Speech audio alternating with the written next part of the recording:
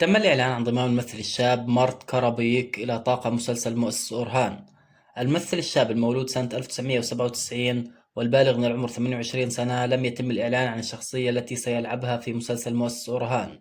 من ناحية أخرى، ظهر بطل مسلسل مؤسس أورهان الرئيسي مارت يزجي أوغلو في الحفل الذي أقامته شركة مرسيدس للسيارات.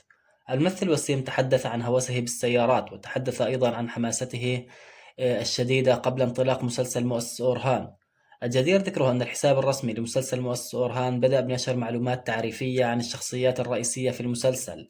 فعلى سبيل المثال، تم نشر معلومات عن شخصية شاهين شاه، رفيق درب السيد عثمان، وهو شخص يفي بكلماته ولا يتراجع عن كلمته أبدا. بالنسبة له العادات صائبة دائما. كما أعلنت الشركة